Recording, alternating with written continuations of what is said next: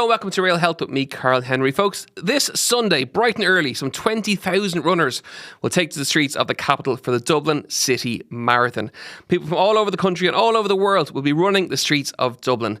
Running is a bug, and one of those who's caught that bug is the Irish Independent's own group head of visuals in Media House, Dave Conaghy, who's chasing the running Everest of a sub-3 hour marathon. I'm delighted to be joined by both Dave and his trainer, no pressure now, Irish Olympian and former winner of the London, Berlin and Amsterdam marathons, Catherina McKiernan. Welcome to studio, the pair of you. How are we all? Oh, good, Karl. 3 hour goal. We're going to start there.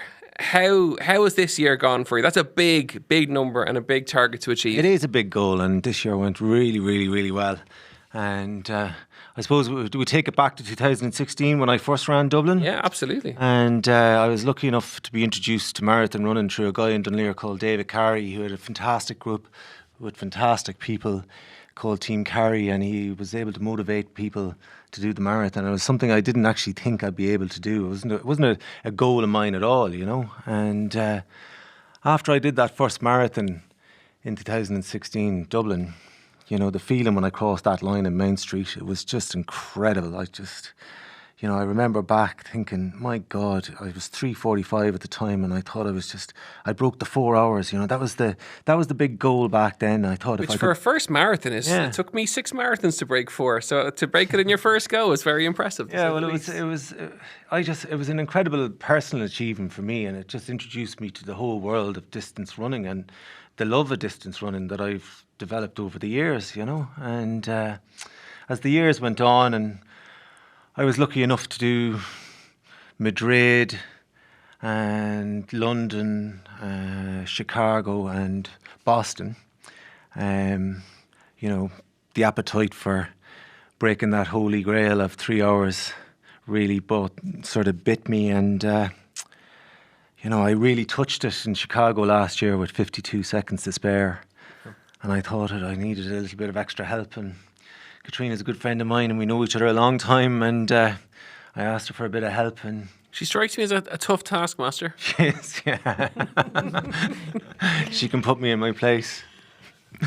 So you reached out for help. Catherina came on board, and then this year was the race. Berlin was the race you were targeting. Berlin was the goal, you know, and we focused our training plan. We first of all sort of, you know, I suppose the heart rate was important this year. Like, we got a heart rate test, and we established my heart rate bands, you know, the different intervals, to where I could sort of then develop the training, and Catherina came up with the training plan, and we struck. So that was the big step for you, was it? From where you were, say, last year to when Catherina came on board, things got a bit more analysed, a bit more scientific, absolutely, a bit more structured based on real numbers. We really focused, I'd say you'd agree, with sort of how I was, and you know, how I was fit to train, and how the body reacted to the different training schedules, and we would have adapted as we went, wouldn't we?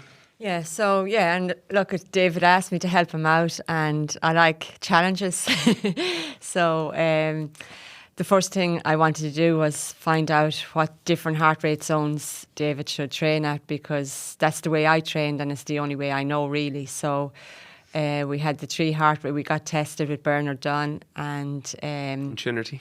Yeah, he's not. I went to Bernard when he was in Trinity many years ago when I was doing ultras. He's like yourself. He takes no prisoners. Yeah, no, and it was great. I went in the day that David was getting tested, and he certainly hadn't changed anything from back 20 plus years ago when I was getting tested on the treadmill. And you know, I suppose from the offset, it was all a bit of fun but serious at the same time, and we had the goal set and we wanted to achieve that.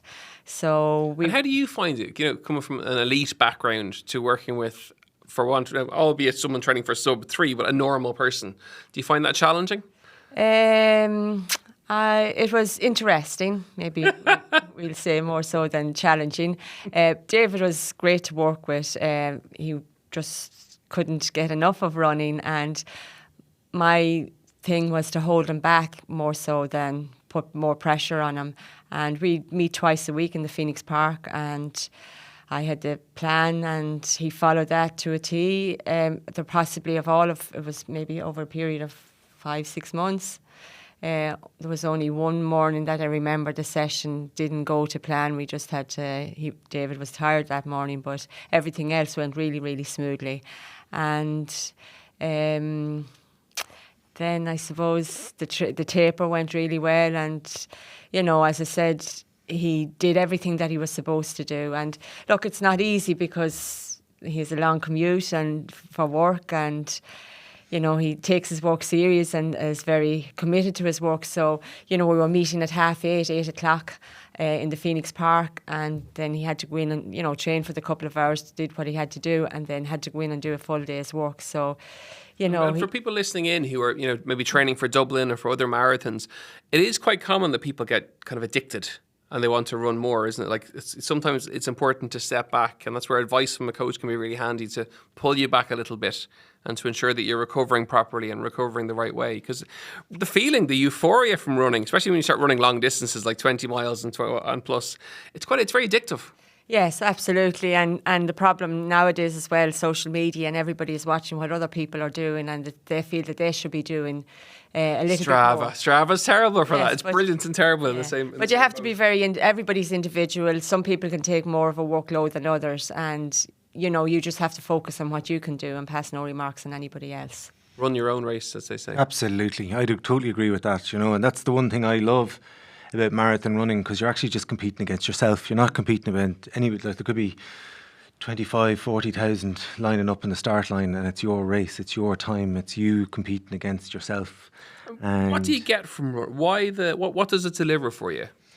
What I get from running is basically, you know, when I'm training, I can sort of focus on the thoughts of the day, and maybe, you know, even if there's work stress issues, so you can work it out in your head. And I've never come back from a run feeling worse than going for a run, you know. And I always find that it's a great release. That I say, you know, nobody can email me, nobody can phone me, nobody can call me. You're uncontactable. It's my time, you know. It's my space. I'm doing this for me, and it's just, I suppose, the goal of the 3.5 hours, to miss it by 4 seconds. 3 hours, dear. 3 hours. 3 hours. I was going to go there, but Katrina got to me first. 3 hours. And we were going for the sub 3. Let's bring it back to that then. So we're going for the sub 3 in Berlin. That was we were going for the sub 3, and I suppose the bit of advice that Katrina gave me was we would work out what our heart rate was, what our pace was, to be comfortable in it, to know that you can do it, to work within those boundaries, and sort of to execute the race. And it all went according to plan till I crossed the line and I looked at the watch, and we were 4 seconds out, which was, you know, was a killer, really. Like, yeah, it was. I suppose I'm very, very competitive, and you know, there was a long 3 hours because my daughter Dervla, she was following David at home, and she wanted to let me know how he was getting on, and I didn't want to know. And oh wow. Because I just wanted, you know, the anticipation. I didn't want that to end, although it was wondering at the same time how he was getting on. But it's hard to explain it. But I didn't want the anticipation to end. Like, I didn't want her to say to me, "Oh, he's you know, his splits are." You know, he's ahead or he's behind. Yes, whatever, yeah. So then, when he came in 3 hours and 4 seconds, it was funny. But at the same time, it didn't take long for us to get over it. We went for a little walk over to the grass just to. What did you say? What did you say to him? You don't want to know. I now really do want to know. Was it tough love? yes. That doesn't surprise me. That sounds very Katrina-esque of something. Yeah, okay. Yes, so it was no, a bit of tough love. It's not for. There were a few expletives in there. We can't say it on this podcast. Okay, but he got a hug at the end, I hope. Yeah, look, no, he did brilliant. Like, I mean, and he executed the race so well. Like, the splits were so even, and he ran it was hot in Berlin this year, was it? It was like it got up to 20 degrees, so that made it a little bit more difficult. But at the same time, no excuses. And he ran his own race. He didn't follow a pacemaker or anything like that. And with the high buildings in Berlin, he couldn't even really go by the pace. Of course, because the GPS would be off. Yeah. So he really worked off heart rate. And, you know, so that was beneficial that we knew what the heart rate should be. But look, it's a funny story. And And three weeks later, how do you feel now about it? 'Cause runners are very driven. They're very focused. They're very intense about, particularly when it's a big goal like that. No, it's unfinished business. It's going to happen. There we go. Okay. You know? Yeah. You have to try. You have to go back, and we'll go back to the drawing board and see what we can do better. And who knows? I like it. Yeah. Yeah, no, definitely. You have to keep trying, and when he does, it'll be all more sweeter because he has missed out by just only 4 seconds, and he's very driven, and I have no doubt that he will do it, and we just have to be a little bit patient as well because you have to give the body time to recover after a marathon and then build up again. That's another thing I've learned over the years is the recovery is key. Absolutely, like, even in the training process, to take the time to recover is really, really important. The hydration, the food. There's so much. Change? Well, I suppose there's so much that comes with marathon running as opposed to just running the race. In my opinion, a marathon isn't just the day of the marathon; it's the whole weeks and months lead up to it because you're watching. I certainly was watching what I was eating. I was hydrating correctly. You try to get the body into the best shape that it possibly can. And, that day that you're striving towards, everything for the weeks and months leading up to that can sort of dictate what you do. Like I remember when I was training for Boston and then COVID was around and my brother-in-law had a 50th birthday party and I actually didn't go because I was afraid of getting COVID because I wanted to run the race, and it can dictate, It can take over your life. Yeah, It does that for people. I've been there. I've been that soldier, as they say. With Yeah, several but there's different no harm in races. that because it's only for a while. There will come a day whereby you can't do it. So I believe in anything that you do in life to give it 110%. Of course. And we've lots of people listening in who will have their very first marathon coming up in a couple of days' time. Dave, what over the course of your running and you're running all the different races, what have you learned from an experience perspective that makes the first marathon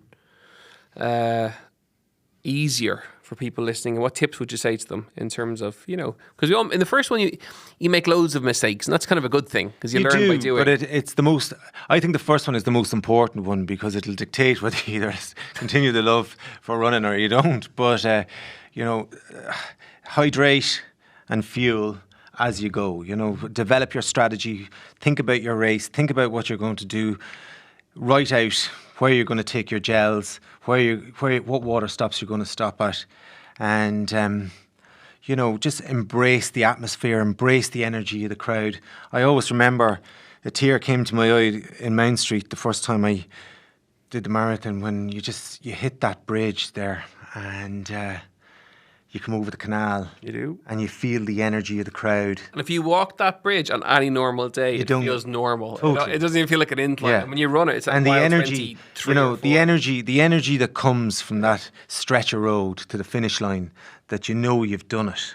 You've accomplished that goal that you thought was impossible. In a marathon, there's so many different things happen in a marathon. You have good moments, you have bad moments. You hit the wall. Everybody talks about hitting the wall, and I've had a few marathons go really well. And like Berlin was that marathon that went really, really well till like just come the end where I got the pinch. But I've done marathons where I've hit the wall. I remember in Madrid, I dehydrated with the heat, and that was a lack of experience. As in the hydration plan, I didn't have the knowledge that I have now.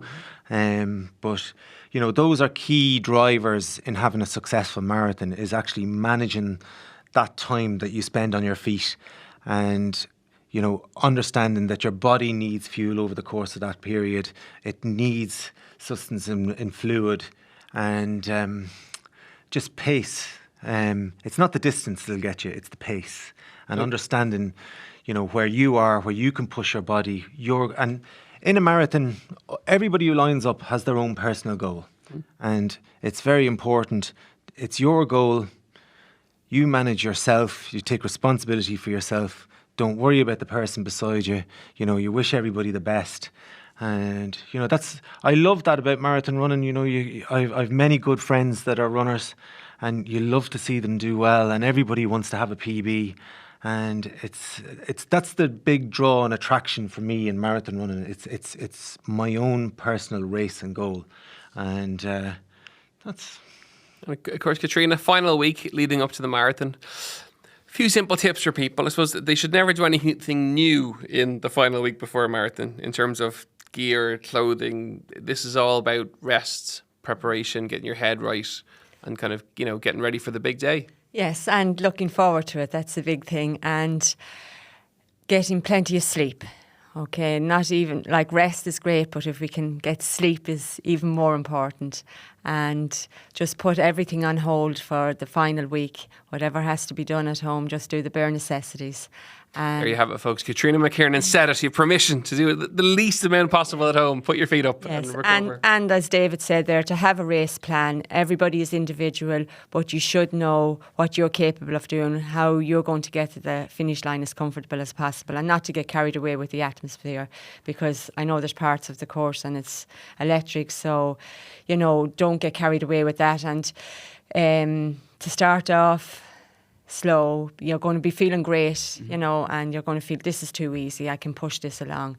But just stick with your plan and your plan alone. Don't get carried away with the atmosphere, and be grateful that you're able to do it. And obviously there is going to be parts of the race whereby you're going to feel a little bit tired, you're going to question yourself, the mind is going to start playing games on you, and you're going to doubt yourself. But try to distract yourself, and there's many different ways of doing that, like things like... What are your favourites when you were running? Well, I suppose for me, I used to think of the people at home. I used to think of my family and all the support that I had, and the people in Cavan and all around the country.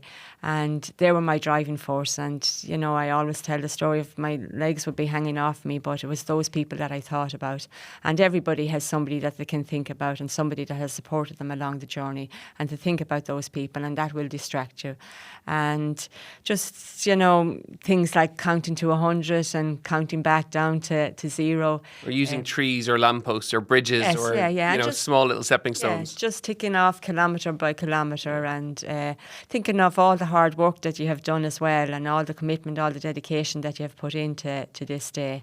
And just visualise yourself crossing the finish line, and that it was all worthwhile. It is easy for beginners if it's their first time to get caught up in that sense of speed at the start, isn't it? Because you feel so fresh. You come down to the event, you come down to the start line, you're revved up, you're full of nervous energy, and you just go off too hard. Yes, yeah, and that's, if you ask anybody what's the best advice you can give me, and that is it, not to start off too hard. Have your race plan. Know what you're going to be capable of doing as regards pacing yourself.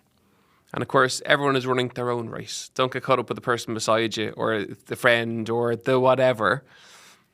Everyone there, bar the winner, will have someone who's faster than them or slower than them, and it's all about your own individual race and whatever time you do, as opposed to, it's not a competition in that regard. Absolutely, and I see the joy in people's faces whatever time they cross the line. If you stand at the line at the Dublin Marathon and you see the people cross, and just the sense of achievement, we all have to have a sense of purpose in life. Mm-hmm. We all have to have, a goal.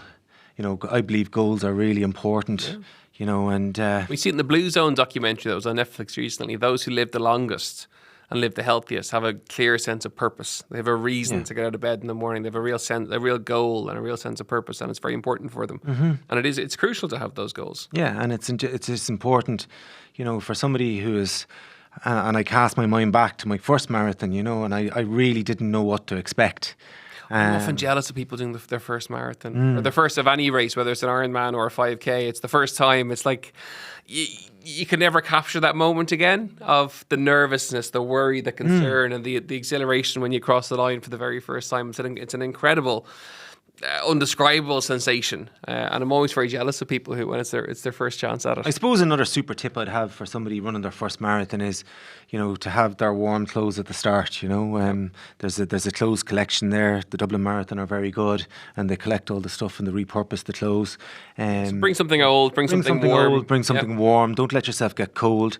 Bring yourself an emergency snack before the start. Have something to nibble on, and a bottle of water.